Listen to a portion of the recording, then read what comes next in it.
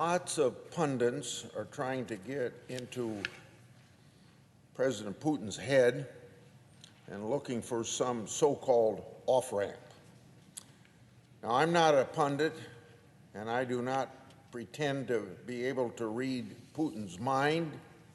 However, I do listen carefully to those closest to Russia who have better insights than the American pundits, academics, and foreign policy theorists. I happen to be co-chair of the Senate Baltic Freedom Caucus, so I interact regularly with Estonians, Latvians, and Lithuanians, three countries that in 1940 the Soviet Union absorbed into it. And then since about 1990, they've been independent of Russia. So you can see these countries are historically Western in every sense, except geography. But they have had a long and often painful exposure to Russian, Soviet, KGB way of thinking. Our Baltic friends can help others in the West who cannot seem to fathom what is going through Putin's mind. The fact that we cannot understand Putin's mindset is because he doesn't think like modern Western leaders. Now, this is an important insight from my Baltic contacts. Putin is stuck in the 17th and 18th centuries. Now, I like history, so this is something that I can understand. Putin thinks like a czar, expanding his empire. He regrets the collapse of the Soviet Union, not because of communist ideology, but because it reconstituted the Russian Empire. In foreign policy, it's easy to assume other countries are just like us. Experts don't know what to make of an 18th century imperialist. Some observers have speculated that Putin has gone crazy because he does not seem to be acting rationally. But from the standpoint of someone who thinks Ukraine is not a real country, as Putin has said for decades, and who regrets the collapse of the evil empire, he is acting rationally. Our Baltic allies have been warning the West that Putin is an aggressor since well before the current invasion of Ukraine, before the 2014 invasion of neutral Ukraine, before the disastrous Obama administration reset of relations with Russia, and before the 2008 invasion of Georgia. The Baltics have often been dismissed as hysterical or Russophobic, or at least exaggerating when they warn about Russia. Well, the world has awakened to the fact that the Baltics were right all along. We should have armed Ukraine to the teeth years ago. Putin only understands strength.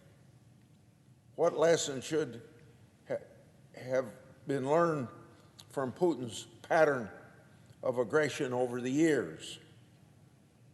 Putin only understands strength, and weaknesses is provocative.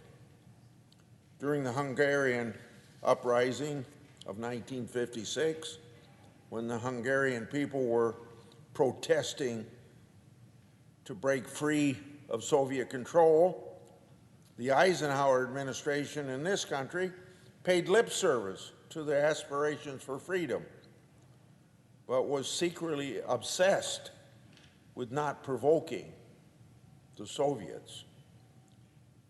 Eisenhower's Secretary of State Dulles made a speech in Dallas, Texas, where he said this, quote, "The United States has no ulterior purpose in desiring the independence of the satellite countries," end quote, but further quote, "We do not look upon these nations as potential military allies."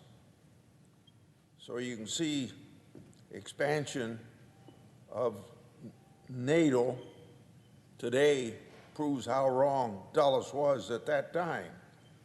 However, after the Dulles speech, he then cabled the U.S. Embassy in Moscow, instructing that this be brought to the attention of the highest Soviet authorities. Any wonder why Hungary wasn't freed at that time? The Estonian historians and this historian of Estonia and also its former Prime Minister, Mart Lair, maintains that this message from Dulles was interpreted by Moscow as a carte blanche to intervene, and the Americans would not stand in the way. That's why he titled the relevant chapter in his book on the rise and fall of communism in the region, quote, unquote, "The Lost Opportunity of 1956. So what do our Baltic friends advise right now in face of Putin's threats to escalate if we supply Ukraine with fighter jets or other advanced weapons? Believe it or not, their advice is to relax. In other words, do not overreact to Putin's threats. We have a nuclear deterrent, and Putin knows that. The more we show we are scared by his threats, the harder he will push. And we absolutely need to stop declaring what we will not do in regard to Russia's invasion of Ukraine. That just seems to embolden Putin to push harder. The failure to push back to previous Russian aggressions, and that's just not a Biden problem, that's problems of both Republicans and presidents, Republican and Democrat presidents and before. Also, the failure to enforce previous red lines in Syria, and the perception of weakness from Afghanistan pullout debacle. Those three things are at least part of the reason what's going on in Ukraine is going on. I hope President Biden has picked up on this as well. Now is the time to redouble our efforts to reinforce Ukraine. Putin appears to have accepted he cannot conquer all of Ukraine, but he's very definitely repositioning his forces to take as big of a chunk of the country as he can. Ukraine must win this war. On to victory. Anything short of a Ukraine victory is an invitation for further Russian aggression elsewhere. And who knows, maybe even encouraging China. We've got to stop the finger pointing. We got to stop the excuses. And we got to get Ukraine air defenses, drones, and anything else to shift the balance. To date, the United States and our allies have supplied the heroic Ukrainian military with the kinds of weapons that have allowed them to hang on while their cities are shelled and civilians are massacred. The battle for Kyiv may have been won, but the battle for the East is only going to intensify. Unless we tip the balance, this could go on for a long, long time. We've seen how brutal the Russian occupation has been in just 1 month. Imagine months and months of this in eastern Ukraine. I have a bill with my friend Senator Durbin to guarantee that the United States will backfill certain critical weapons transferred to Ukraine by our eastern flank of NATO allies. Many NATO countries have been very generous in handing over their weapons to Ukraine. This is leaving a security gap in those very countries. But they know that if Putin isn't stopped in Ukraine, then those countries are at greater risk. As Estonian Prime Minister Kaja Kallas says, Putin cannot even think he has won, or his appetite will only grow. Some of our NATO allies also have air defense systems or drones that could make a big difference in Ukraine. There are rumors of negotiations to supply items needed in Ukraine, provided there is agreement to acquire American replacements. My bill with Durbin would provide that assurance up front without the red tape that seems to be involved in almost everything we do to help Ukraine. Putin has talked constantly about what he calls demilitarization and denazification as his justification for launching this brutal invasion of Ukraine. That phrase does not make much sense on its face. But again, we have to keep in mind that Putin has an imperial mindset. No military analyst looking at Ukraine and Russia could possibly think that Ukraine posed any military threat to Russia. The Russian military dwarfs the Ukrainian one in manpower as well as equipment. In fact, it is clear that Putin and his military leaders underestimated the fighting ability of the Ukrainians. The same, if frankly true, of NATO's military power along Russia's borders. What Putin means by demilitarize is to shrink Ukraine's military to the point that that country is indefensible. He wants Ukraine totally susceptible to Russian threats, meaning back within Russia's sphere of influence. Now, what about the term denazification? Ever since World War II, Soviet leaders routinely labeled those in the Soviet republics who expressed a desire for independence that they were fascist or Nazi. It is pretty clear that Putin's initial goal was to eliminate Ukraine's current government, starting with President Zelensky. So, despite being descended from Holocaust survivors, denazification starts, from Putin's point of view, by eliminating a Jewish president, Zelensky. A recent article in a Russian state-run publication, RIA Novosti, confirmed that denazification means the elected government must be eliminated as well as the Ukrainian military.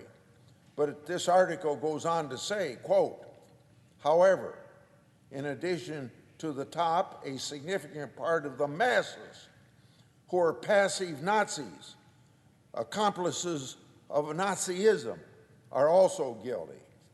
They supported and indulged Nazi power, Denazification will eventually be de-Ukrainianization, end of quote. This ought to be very chilling to all of us, especially in light of the massacre at Bucha that you saw on television this week and other Ukrainian cities. That statement reminds me of this quote from Catherine the Great after she completed her takeover of an independent Ukrainian state just 10 years before our own Declaration of Independence. Quote, Catherine the Great, "Every effort should be made to eradicate them and their age from memory." Them meaning the Ukrainians. Stalin killed millions of Ukrainians by intentionally starving them to death with the same goal in the early 1930s. Now, you know, Putin has praised Stalin and is now imitating Stalin. The UN Genocide Convention defines genocide to mean any, quote, any of the following acts committed with intent to destroy, in whole or in part, a national, ethnical, racial, or religious group as such. A, killing members of the group. B, causing serious bodily or mental harm to members of the group. C, deliberately inflicting on the group conditions of life calculated to bring about its physical destruction in whole or in part. D, imposing measures intended to prevent births within the group. E, forcibly transferring children of the group to another group. End of quote. That sure seems to fit with what we know about Putin and his occupation of Ukraine. There's one last lesson that we can learn from our Baltic friends. Despite the murder and deportation to Siberia of masses of Estonians, Latvians, and Lithuanians to suppress their national identity, there were 10 years of active guerrilla warfare by bands of what they called forest brothers. In fact, resistance never really ended until the Baltic countries threw off Soviet rule. I will leave you with the first few lines of the Ukrainian national anthem. The glory and freedom of Ukraine has not yet perished. Luck will still smile on us, brother Ukrainians. Our enemies will die as the dew does in the sunshine, and we too, brothers, will live happily in our land. End of quote. I yield the floor. Suggests the absence of a quorum. Clerk will call the roll.